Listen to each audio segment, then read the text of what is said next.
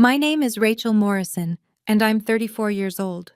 What would you do if you found your own sister living in your vacation home, claiming you were the intruder?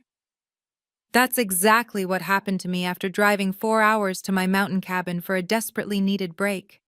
Instead of peace and solitude, I found my sister, her husband, and his parents sprawled across my living room like they owned the place. When I knocked on my own door, she had the audacity to call me a leech and threatened to call the cops on me. The best part? I told her to go ahead and try. What happened next turned her entire world upside down, and trust me, you'll want to hear every detail. Before we dive in, please take a moment to like and subscribe, but only if you genuinely enjoy this story. I'd love to know where you're watching from and what time it is there.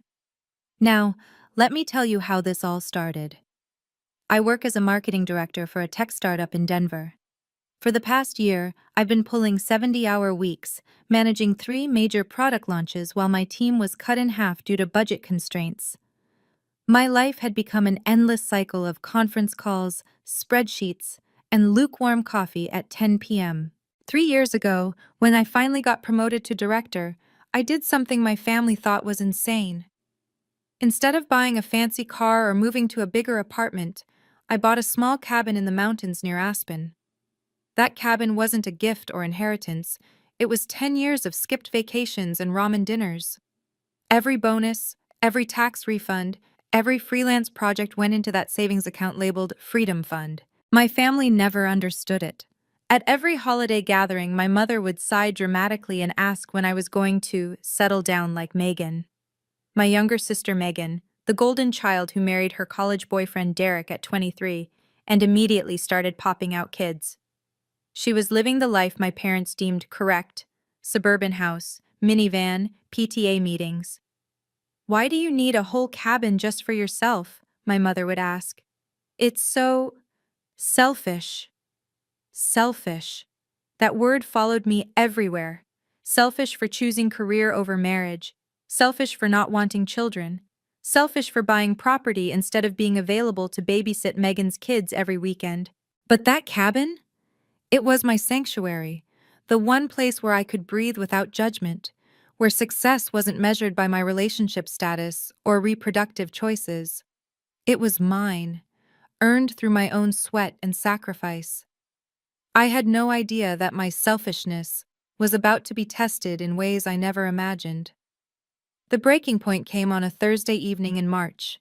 I'd just wrapped up a product launch that generated $2 million in revenue, but instead of celebrating, I found myself crying in my car in the parking garage. Not sad tears, exhausted ones. The kind where your body just gives up and decides to leak from the eyes. That's when I decided. 2 weeks at the cabin. No laptop, no work phone, just books, wine, and absolute silence. I didn't tell anyone where I was going. I deliberately didn't tell anyone where I was going. I needed real peace. The last time I'd mentioned a cabin trip to my family, Megan had shown up with her kids for a fun surprise visit, turning my quiet weekend into a babysitting marathon. I spent Friday preparing, grocery shopping for comfort food I never allowed myself during work weeks, downloading books I'd been meaning to read for 2 years. I even bought an actual paper journal, thinking maybe I'd try that meditation journaling thing my therapist kept suggesting. Saturday morning, I loaded up my Subaru with supplies and a week's worth of comfortable clothes, the kind with elastic waistbands that my mother would call giving up clothes. The weather forecast promised clear skies and cool mountain air. Perfect for hiking, reading on the deck, maybe finally learning to paint with those watercolors I'd bought 3 years ago. As I locked my apartment and headed for the highway, I felt lighter with each mile. No meetings, no emergencies, no family drama. Just me and my cabin, the place I'd worked so hard to earn. If only I'd known what was waiting for me at the end of that drive, I might have turned around. Or maybe not.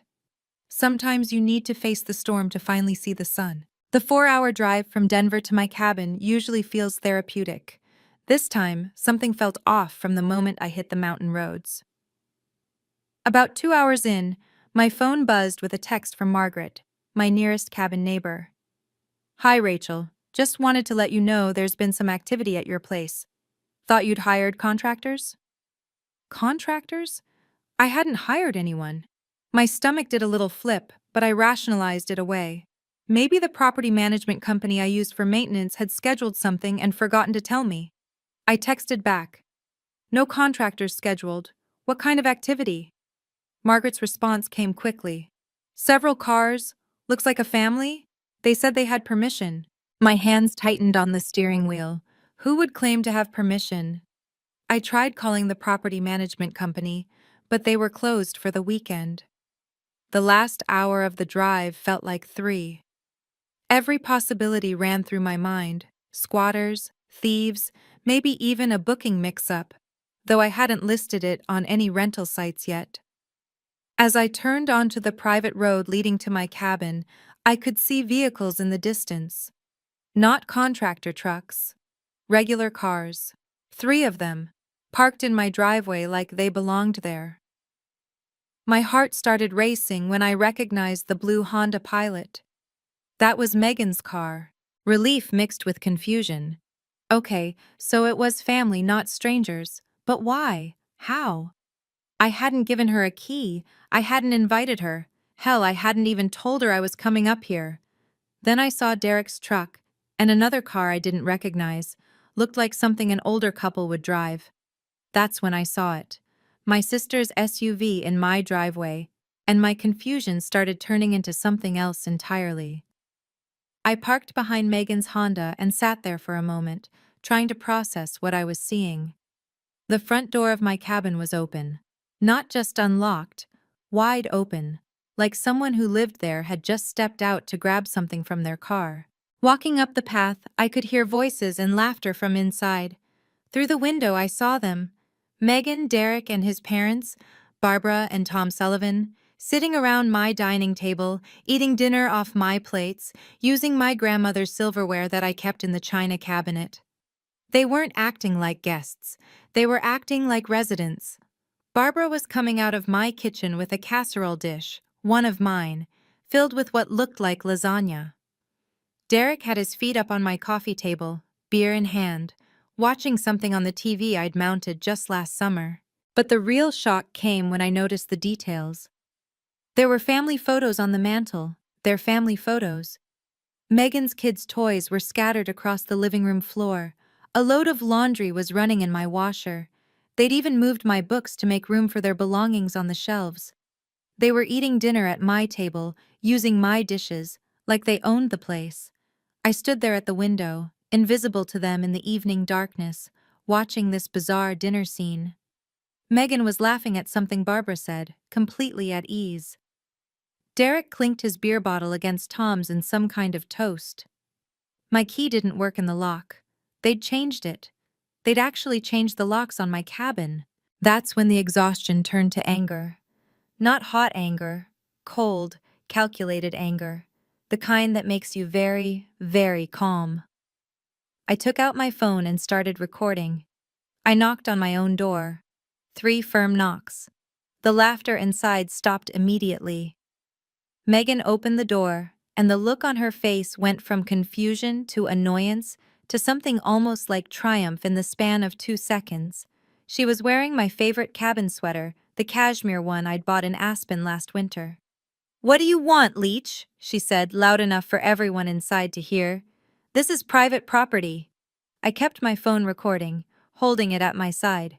"Megan, this is my cabin. What are you doing here?" She actually laughed. "Your cabin? You mean the family cabin that sits empty 11 months a year while you're off playing career woman? I don't think so. I own this property. I have the deed. You need to leave." That's when Derek appeared behind her, trying to look intimidating. Barbara and Tom crowded into the doorway too, like some kind of twisted welcoming committee. "You should go," Derek said, "before someone calls the cops." "Please do," I said, keeping my voice steady. "Call them right now." Megan's eyes flashed. "Fine, I will. You're trespassing and harassing my family." She pulled out her phone with theatrical flair. "I'm calling 911. This cabin sits empty while families need homes. You're so selfish, Megan spat at me while dialing. I stepped back from the door, making sure I was clearly on the porch, not trying to enter. Please do call them, and make sure to tell them you've changed the locks on property you don't own. Barbara gasped a little at that, but Megan was already talking to the dispatcher, her voice high and distressed. Yes, there's a woman here harassing us at our vacation home. She's unstable and won't leave. I sat down on my own porch chair and waited. This was going to be interesting. While we waited for the police, Megan decided to explain why she deserved my cabin more than I did. She stood in the doorway like she was guarding her territory, with Derek and his parents flanking her. You want to know why we're here? She said, voice dripping with self-righteousness. Because it's criminal for you to hoard a 3-bedroom cabin when you're just one person, one selfish, childless person who doesn't even use it. Barbara chimed in. We needed a place for spring break with the grandkids. Hotels are so expensive, and this was just sitting here empty. Mom and Dad agree. Family should share resources based on need, Megan added, and we need it more than you do. You have your fancy apartment in Denver. What do you need with a second home? I kept recording, staying calm. So you broke in? We didn't break in, Derek said quickly. We found a way in, to family property. That only I pay taxes on? That only my name is on the deed? Megan rolled her eyes. God, you're such a capitalist. Everything is mine, mine, mine with you. This is why you're alone, Rachel. You don't understand family. I understand that family doesn't include breaking and entering, I said. We've been here 2 weeks, Barbara announced proudly, like this was an accomplishment. Made it real homey for the kids. They love it here. 2 weeks. They'd been living in my cabin for 2 weeks while I was killing myself at work, dreaming of this escape. And you changed the locks? For safety, Derek said. Can't have random people walking in. The irony was so thick I could have cut it with a knife. But I just nodded, still recording, waiting for the sound of sirens in the distance. I stood up slowly, keeping my movements deliberate and non-threatening. The recorder on my phone was still running, and I made sure to hold it visibly now. Please repeat that on camera. You're refusing me entry to my own property? Megan's face went red. Stop recording me. That's illegal. We're outside, Megan. Colorado is a one-party consent state. I can record in public and on my own property. I'd learned that from a legal podcast during one of those endless commutes. Barbara tried to grab my phone, but I stepped back. Don't touch me or my property, please. You're being ridiculous, Megan said. Put the phone away and we can talk about this like adults. We are talking. You've admitted to entering my property without permission, changing my locks, and living here for 2 weeks. I just want to make sure we're all clear on the facts. Derek stepped forward. You need to leave now, or things are going to get complicated. Complicated how? I asked calmly. Are you threatening me? No one's threatening anyone, Tom Sullivan finally spoke up, clearly uncomfortable. Maybe we should all just calm down. I am calm, I said. I'm sitting on my own porch, waiting for the police your wife called to sort out why I can't enter my own cabin. Megan's kids appeared in the doorway, Jaden, 8, and Emma, 6. They looked confused and a little scared. Aunt Rachel? Emma said in a small voice. Why is everyone mad? Before I could answer, Megan pulled them back inside. Kids, go watch TV in the bedroom. Aunt Rachel is having one of her episodes. Episodes? Like I was the unstable one here. I took a deep breath, maintaining my composure. The sirens were getting closer now. Perfect. I couldn't wait for the officers to arrive. The 911 call had been pure theater. Megan stood in the doorway, phone on speaker so everyone could hear her performance. Yes, officer, she's still here. She's recording us without permission and scaring my children. We're just trying to enjoy our family vacation, and she shows up making wild claims. I could hear the dispatcher asking for the address. Megan rattled it off confidently, like she'd been receiving mail here for years. How long have you been at this location, ma'am? The dispatcher asked. 2 weeks. It's our family's cabin. Not technically a lie, but not the truth either. Barbara nodded approvingly at her daughter-in-law's performance. Derek stood with his arms crossed, trying to look like the protective husband. Tom had disappeared inside, probably to hide any obvious evidence of their breaking in. The woman outside, does she have any weapons? The dispatcher continued. I don't think so, but she seems unstable. She keeps saying she owns the place, but she doesn't even have a key. That was rich. I didn't have a key because they'd changed the locks. Officers are 5 minutes out, the dispatcher said. Stay inside and keep the doors locked. After Megan hung up, she smirked at me. Hope you have a good lawyer. I do, actually, I said, but I won't need one today. Derek laughed. You're delusional.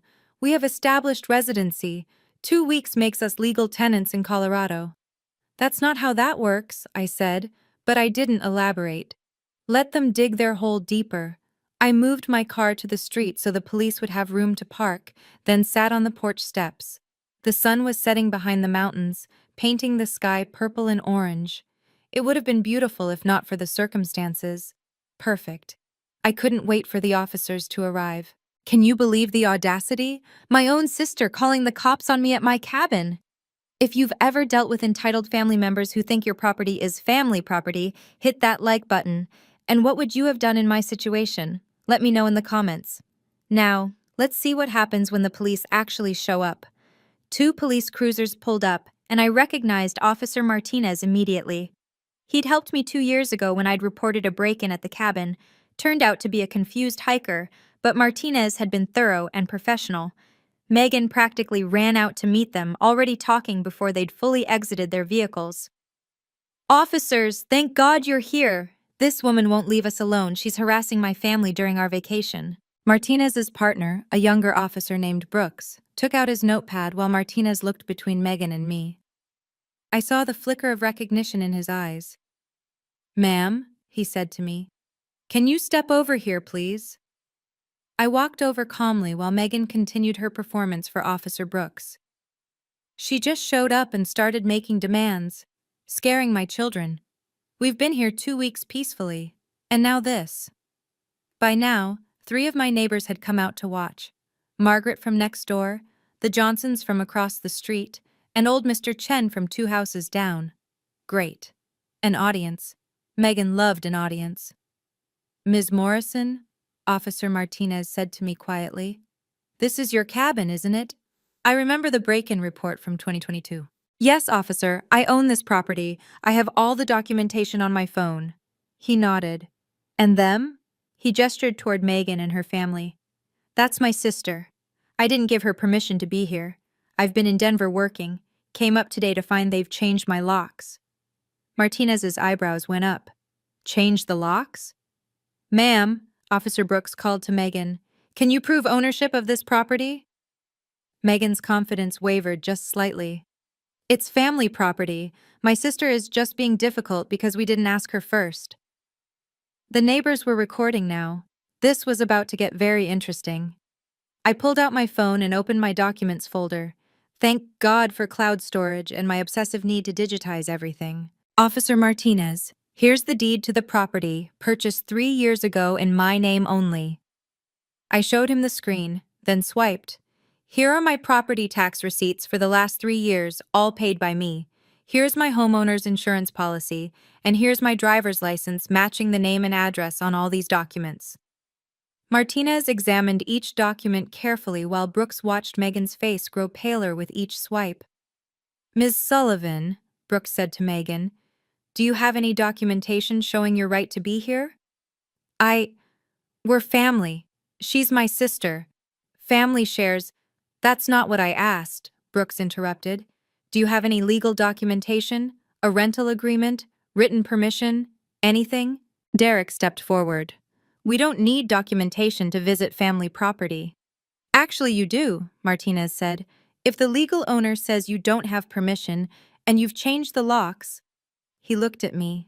Ma'am, did you give them permission to change your locks?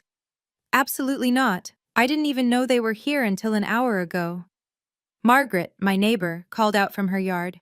Officers, I can confirm that's Rachel's cabin. She's owned it for 3 years. These folks showed up 2 weeks ago saying Rachel gave them permission to stay.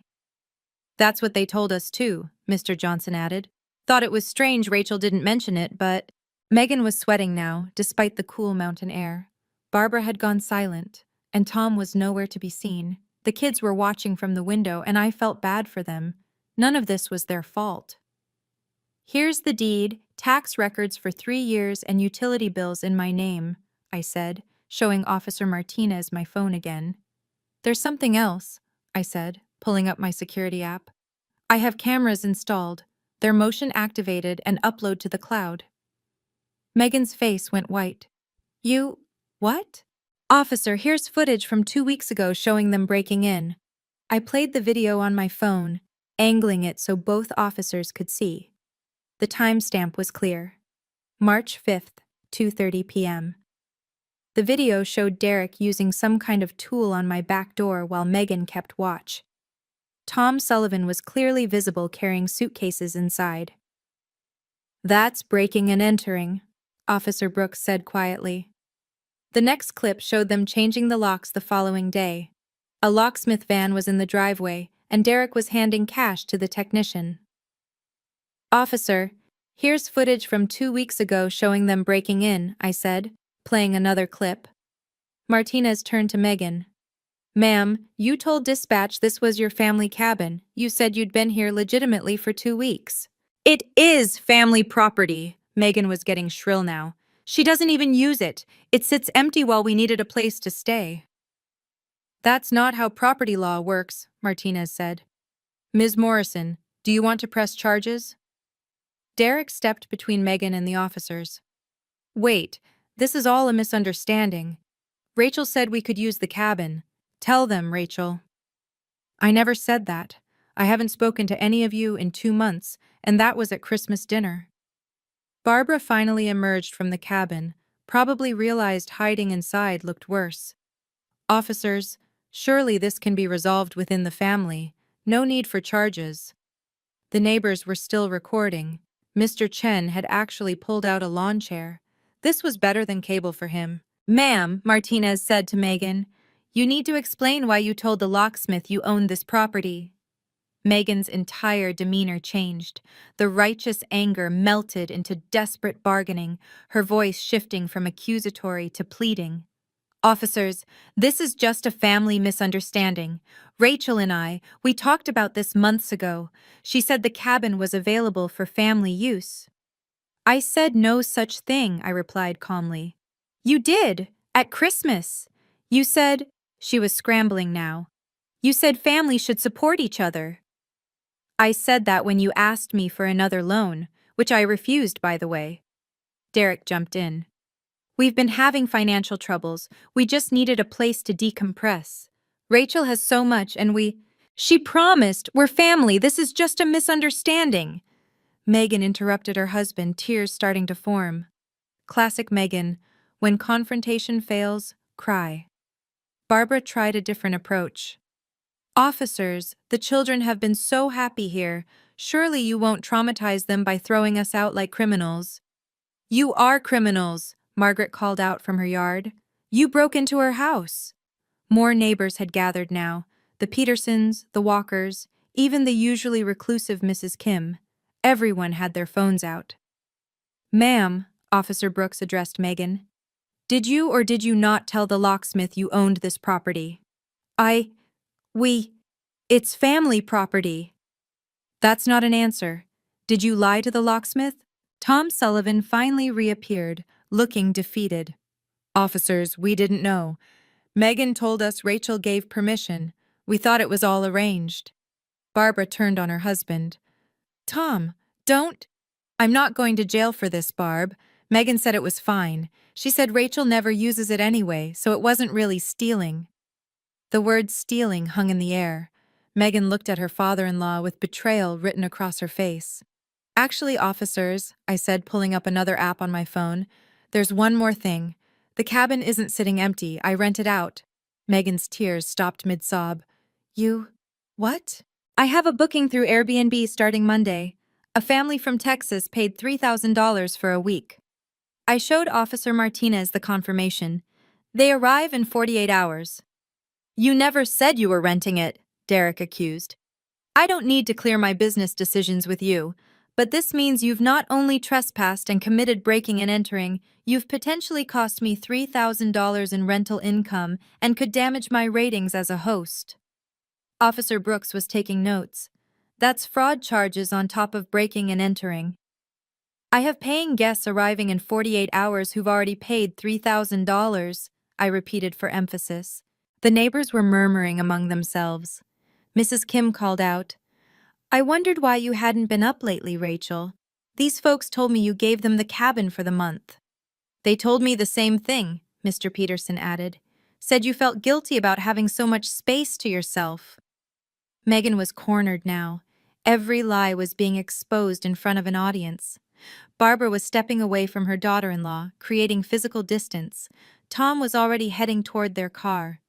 Ms. Sullivan, Officer Martinez said formally, you're looking at criminal trespass, breaking and entering, fraud, and potentially theft of services if Ms. Morrison has to refund her guests.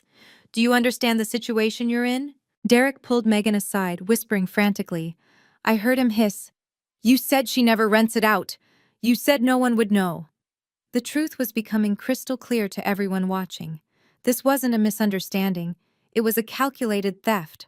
Officer Martinez suggested calling our parents to help resolve the situation before formal charges were filed. Megan eagerly agreed, probably thinking Mom and Dad would take her side like they always did.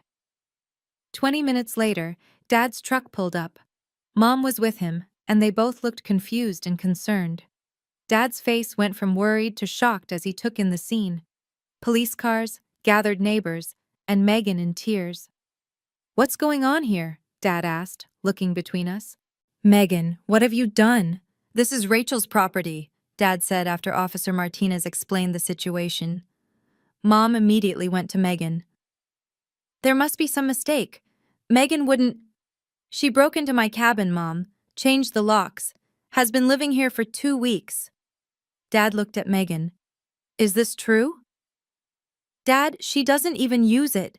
It's not fair that she has all this space while we're struggling. That's not, Megan, that's not how ownership works, Dad said slowly, like he was explaining to a child. You can't just take what isn't yours because you think it's unfair. You always take her side, Megan accused. There are no sides here. There's legal and illegal. You broke into your sister's property. Mom was quieter now, processing.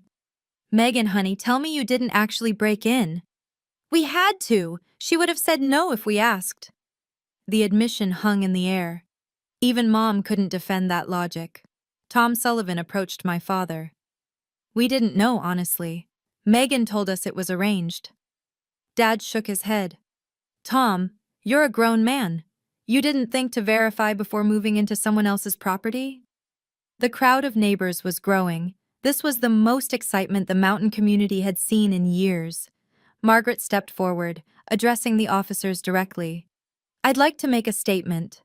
I've been Rachel's neighbor for 3 years. She's a responsible owner who maintains her property and has never caused any problems. 2 weeks ago, she continued, these people showed up. The woman, Megan, told me Rachel had given them the cabin for a month while she was too busy with work. I thought it was strange because Rachel always lets me know when someone will be staying here, but I figured it was family. Mr. Johnson joined in. They told us Rachel gave her the cabin. We thought it was weird, but family business, you know? Mrs. Kim added her testimony. I have a ring camera that faces the street.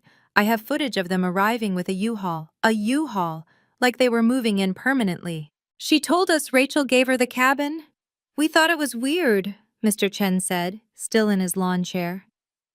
The woman, she complained about Rachel constantly, said she was selfish, said she didn't deserve the cabin, made us all uncomfortable. Megan was shrinking with each testimony.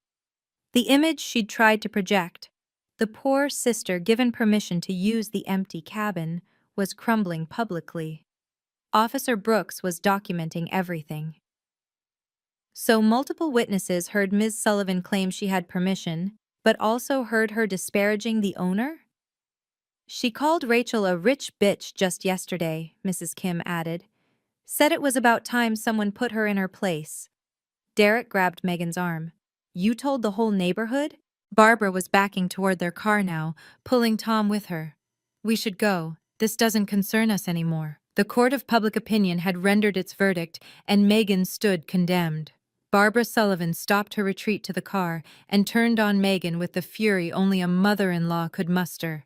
You lied to us too? You said she gave you permission. You made us accomplices to breaking and entering. Mom Sullivan, Megan started. Don't you, Mom Sullivan me. We could go to jail. Tom's on the church board. I'm in the women's league. Our reputation. Barbara's voice was rising with each word. Tom found his voice too. We gave you money for the locksmith. That makes us part of this crime. Derek looked stunned. Mom, Dad, let's just calm down. You said she gave you permission. You lied to us too? Barbara turned on her son. Did you know? Did you know this was illegal? Derek's silence was damning. Oh my God, Barbara gasped. You both knew. You made us criminals. My dad stepped forward. Barbara, Tom, I'm sorry you got dragged into this. Megan has a history of bending the truth when it suits her. Bending the truth? Barbara shrieked. This is breaking and entering. This is fraud. My grandchildren are here witnessing their parents get arrested. The kids were still watching from the window, and I saw Emma start to cry.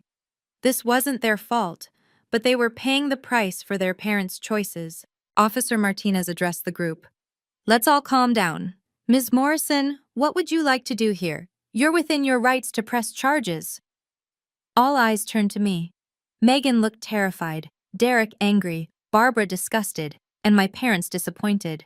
The neighbors waited with their phones still recording. I need them out of my cabin, now, I said firmly. That's the minimum, Martinez confirmed. But the criminal charges? Officer Martinez squared his shoulders and addressed Megan formally.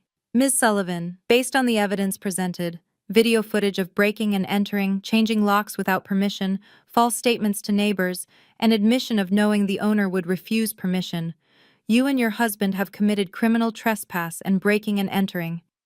Megan started sobbing, real tears this time, not the manipulative kind. Ma'am, you need to vacate immediately or face arrest for trespassing, Martinez continued. Ms. Morrison has every right to press charges for breaking and entering, fraud, and theft of services. Please, Derek stepped forward. We have kids. We made a mistake, but please don't do this. Officer Brooks interjected. A mistake is forgetting to return a borrowed tool. This was planned and deliberate. You brought a U-Haul. You changed locks. You told elaborate lies to multiple people. My mom finally spoke up. Rachel, honey, maybe we can handle this as a family. We tried that, Mom, for years. Every time Megan takes advantage, you all say, handle it as a family. Well, this is me handling it. Dad put his hand on Mom's shoulder. Let Rachel decide. It's her property. Martinez looked at me. Ms. Morrison, I need to know, are you pressing charges? The weight of the moment sat heavy. Everyone was watching. The neighbors still recording. My parents holding their breath. Megan's kids crying at the window. Officer, what happens if I don't press charges? They leave immediately, but without charges there's no legal record, no consequences beyond today. And if I do? They'll be arrested, processed, and likely released on bail. Court date to follow, criminal record if convicted. Megan fell to her knees. Rachel, please, think of the kids. I looked at my sister on her knees, then at her kids in the window, then at the assembled crowd still recording. This moment would define our family relationships forever. Get up, Megan, I said quietly. Get up and listen very carefully. She stood slowly, wiping her face with her sleeve. My cabin sweater's sleeve. 2 hours.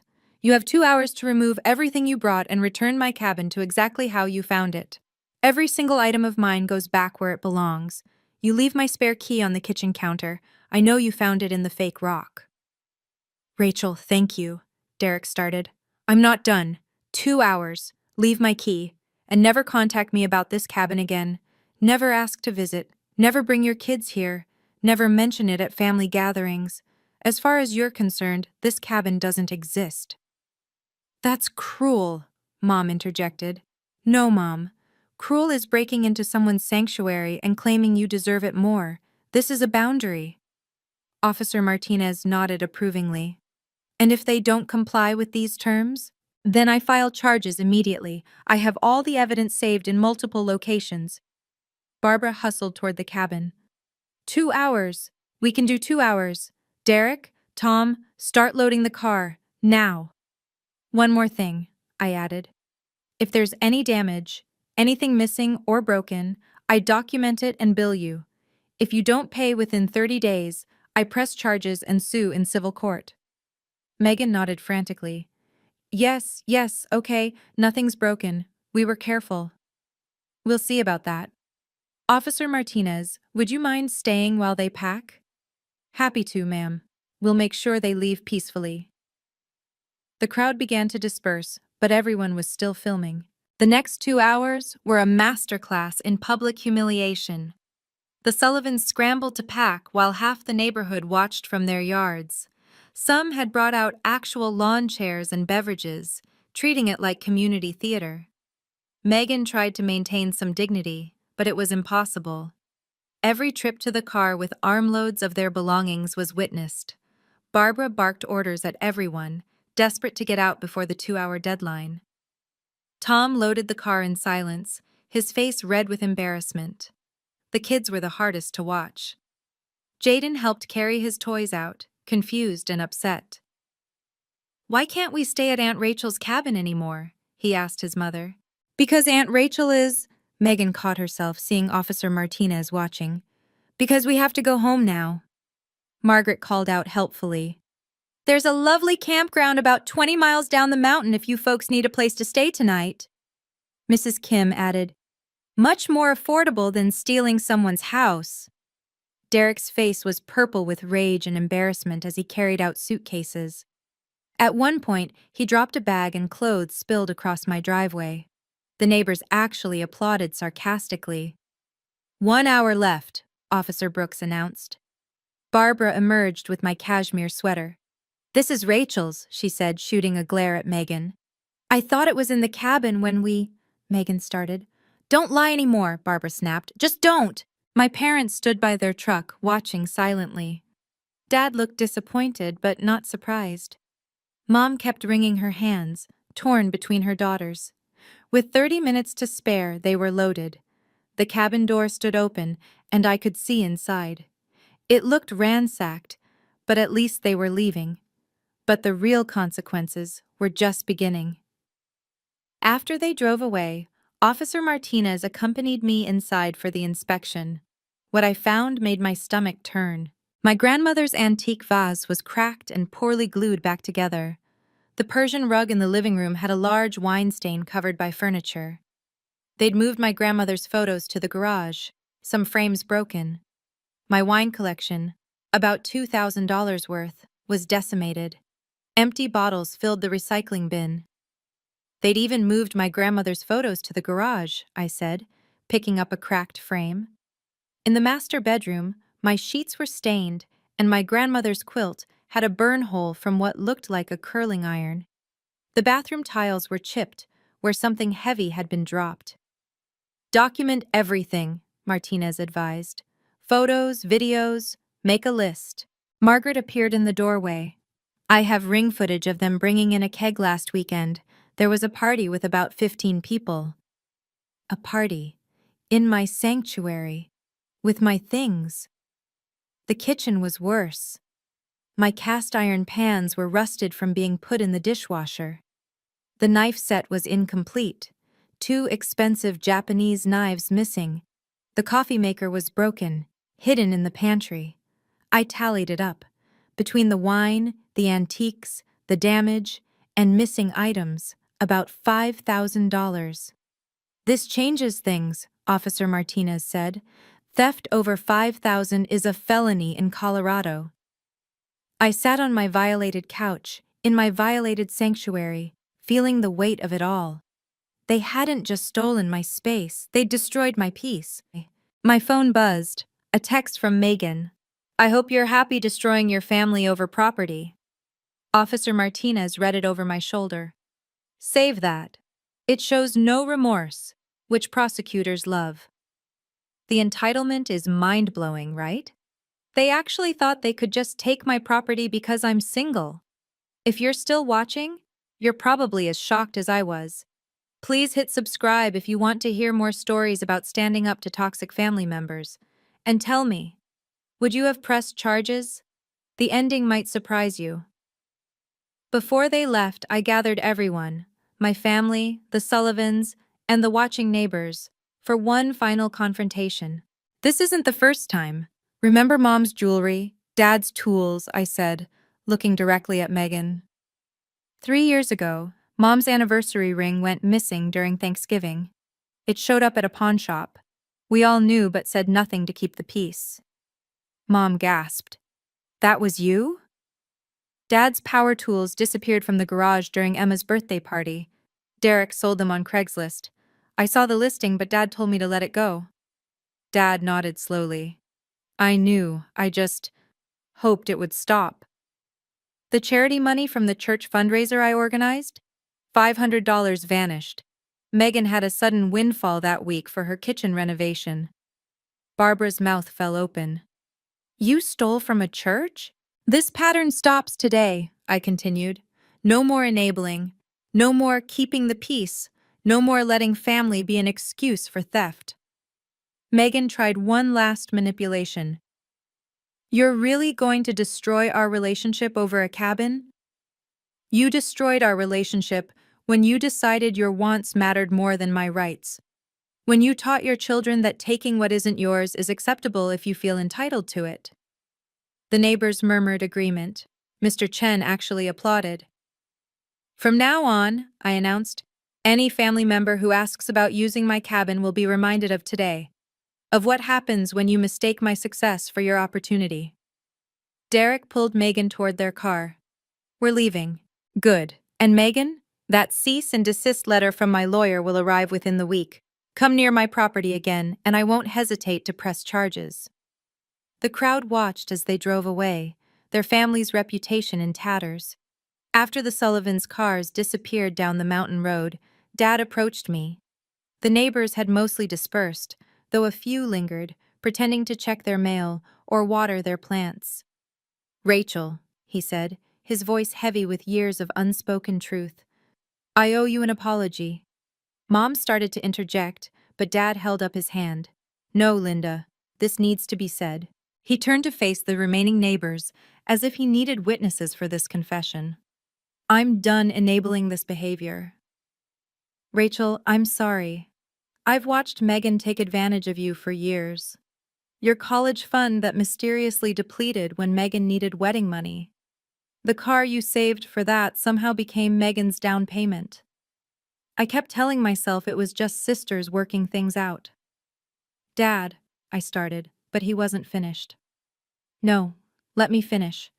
Every family gathering, we pressured you to forgive, to share, to be the bigger person. But you were always the bigger person. Megan was just the taker. His voice cracked. I failed you as a father. I taught one daughter she could take whatever she wanted and another that she had to give everything to keep the peace. Mom was crying now, but silently. From now on, Dad continued, Megan faces consequences. No more bailouts, no more excuses. And Rachel, your cabin is yours. Anyone who says otherwise can deal with me. Margaret, still in her yard, called out, About time someone said it. Dad managed a sad smile. The neighbors see it clearer than family sometimes. He hugged me then, a real hug, not the awkward side hugs we'd done for years. I'm proud of you, Rachel, for standing up for yourself. I should have stood up for you long ago. Within hours, the video went viral in our small mountain community. Margaret had posted it to the neighborhood Facebook group with the caption, Entitled Sister Gets Caught Red-Handed. By morning, it had over 3,000 shares. The fallout was swift and brutal. Megan's PTA friends started distancing themselves. She was removed as treasurer of the school fundraising committee. Nobody wanted someone who stole from churches handling money. The Moms Wine Club uninvited her from their weekly gatherings. Derek's construction business took a hit too. 3 clients canceled contracts after seeing the video. Can't trust someone who breaks into houses, one commented publicly on his business page. Barbara called my mom in tears. Their church congregation had seen the video. Tom was asked to step down from the board pending a review. The Women's League president suggested Barbara take a sabbatical from activities. The video went viral in our small mountain community, but the most interesting response came from unexpected sources. I received dozens of messages from other successful singles sharing similar stories. Siblings who felt entitled to vacation homes, parents who demanded access to investment properties, family members who believed that choosing career over marriage meant your assets were communal property. One message stood out. I'm a 38-year-old surgeon. My brother moved into my beach house while I was working pandemic shifts. Claimed I didn't need it since I was never there. Your story gave me courage to finally evict him. The local news picked up the story. Family feud over mountain cabin goes viral. They interviewed Margaret, who didn't hold back. That family acted like squatters. Rachel worked hard for that cabin. Being single doesn't make your property communal. Megan tried damage control, posting her own version on Facebook. The comments destroyed her. Even her friends couldn't defend breaking and entering. The Monday after the incident, I sat in my lawyer's office finalizing the cease and desist letter, but I decided to go further. I want a formal no trespass order filed with the county, I told him, and I want it to explicitly include all family members who don't have written invitation from me. He raised an eyebrow. That's quite comprehensive. This cabin is off limits to anyone I don't explicitly invite, I said firmly. I'm done with assumptions and entitlement. I also upgraded my security system. 8 cameras instead of 2, all with night vision and audio. Smart locks that could only be opened with codes I controlled. Motion sensors that alerted my phone immediately. I sent a family email that evening. To be clear, my cabin is private property. No one has implicit permission to use it. Family relation does not equal access rights. Any attempt to enter without my explicit written permission will be treated as trespassing and handled by law enforcement. This is not negotiable. Mom called immediately. Don't you think that's harsh? No, Mom. What's harsh is having to change my locks because my sister broke in. What's harsh is finding my grandmother's things destroyed. Boundaries aren't harsh, they're necessary. I also created a rental LLC for the Airbnb business, adding another legal layer of protection. The cabin was now officially a business asset, not a family resource. My therapist, whom I'd called for an emergency session, said something that stuck. You're not responsible for managing other people's feelings about your boundaries. The cease and desist was delivered to Megan that Wednesday. She texted me a photo of it with just one word. Really? I didn't respond. The boundary was the response. Monday afternoon, the Texas family arrived right on schedule, a couple with 2 teenagers. I met them at the cabin to hand over the keys and do a walkthrough, making sure everything was perfect after the weekend's drama. This place is absolutely gorgeous, the wife Sandra exclaimed. The pictures didn't do it justice. I'd spent Sunday frantically cleaning and replacing damaged items. New wine glasses, fresh linens, and my grandmother's photos back in their proper places. The cracked vase was hidden away, a reminder of the violation. We've been saving for this trip for 2 years, the husband Marcus told me. Our first real vacation since COVID. Their teenage daughter was already on the deck, taking Instagram photos of the mountain view. Their son had found the game room in the basement, something Megan's kids had thankfully not destroyed. That family's joy reminded me why I bought this place, I thought, watching them explore with genuine excitement. Sandra left a review before they even checked out. Rachel's cabin is a dream, pristine condition, amazing views, and the perfect mountain escape. You can tell the owner truly cares about this property. 5 stars isn't enough.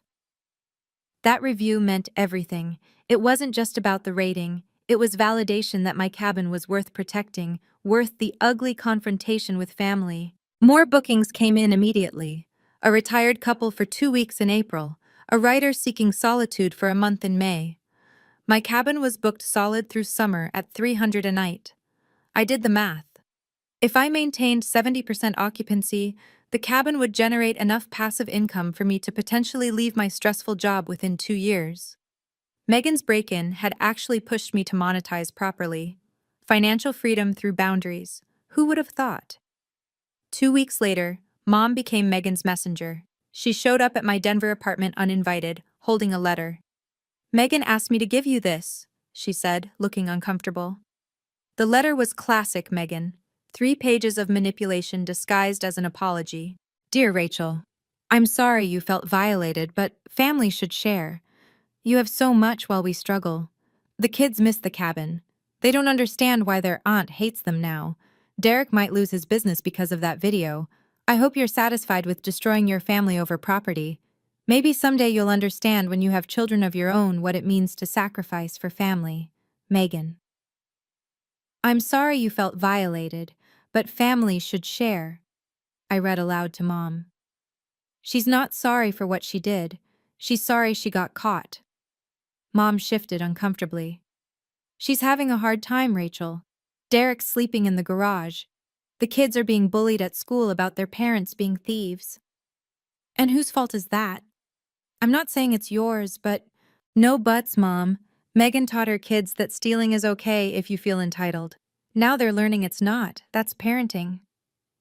Mom pulled out her phone.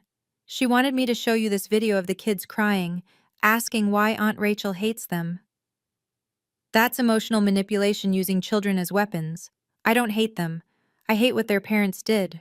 There's a difference." I handed the letter back. "Tell Megan I received her non-apology. Tell her the cease and desist stands. And tell her that using you as a go-between violates the spirit of that order."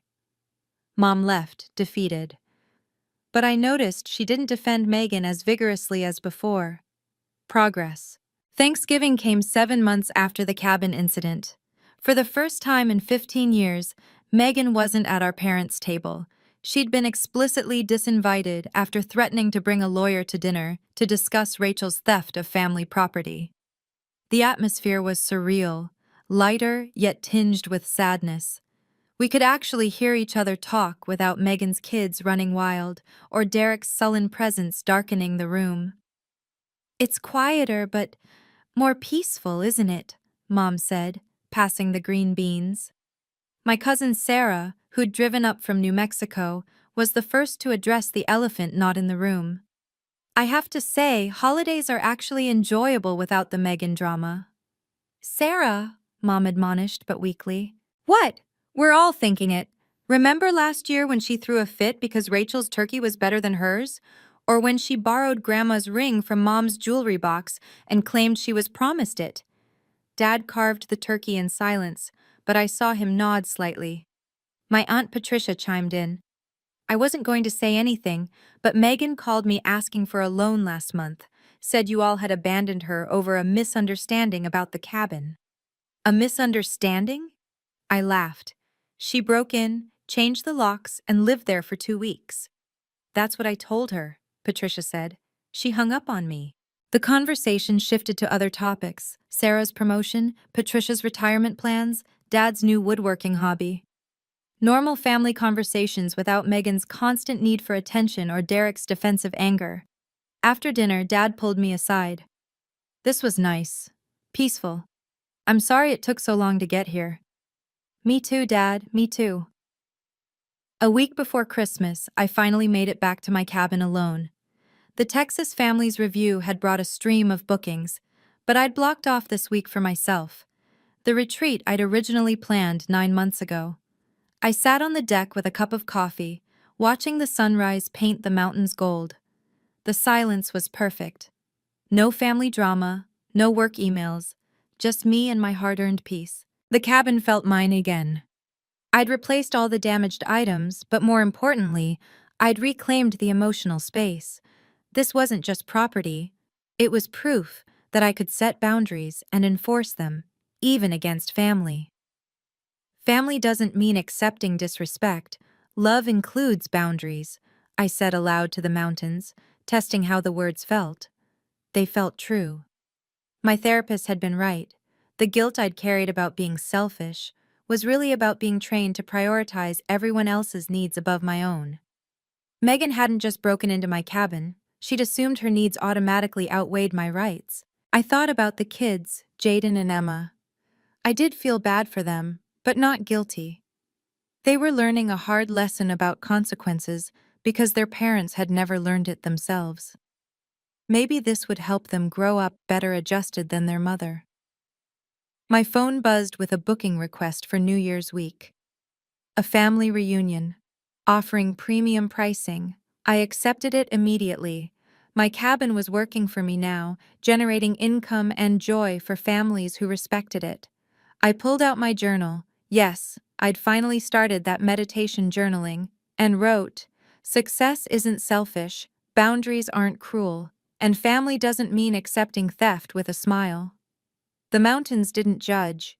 They just stood there, solid and unmovable, like the boundaries I'd finally learned to set. 6 months later, I was reviewing my Airbnb earnings when Mom called with news that shouldn't have surprised me but did.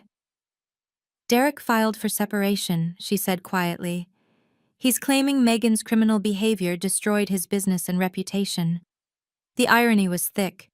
Derek, who'd helped break in, was now playing victim. But I understood.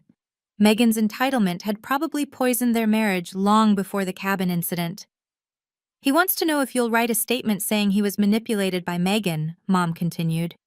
"No, he was there. He changed my locks. He's an adult who made choices." Meanwhile, my cabin business was thriving. I'd made enough to pay off my car and start a savings fund for early retirement. The cabin that Megan claimed I didn't need was becoming my path to financial freedom. Margaret emailed me an article from the local paper. "Mountain Community Stands Against Entitled Family Members." My story had inspired others to set boundaries with toxic relatives. 3 other property owners had shared similar experiences in the comments. Megan had moved back in with our parents, working part-time at a grocery store. The kids visited Derek every other weekend. The family that had tried to steal my sanctuary had imploded from their own entitlement. Dad called last week. "Megan wants to apologize. Really apologize this time. She's been in therapy. Good for her. But my boundary stands. The cabin is off limits. Forever." "I understand," he said. And I believed he did. Sometimes losing toxic people is actually winning your life back. My cabin taught me that. It stands there in the mountains, a testament to hard work, boundaries, and the radical idea that single women deserve their success without apology. Thank you for listening to my story. If you've ever had to set hard boundaries with entitled family members, you know how difficult but necessary it is. What would you have done differently? Let me know in the comments. And if this story resonated with you, please subscribe for more real-life stories about standing up for yourself. Remember, your property, your rules, your boundaries, stay strong.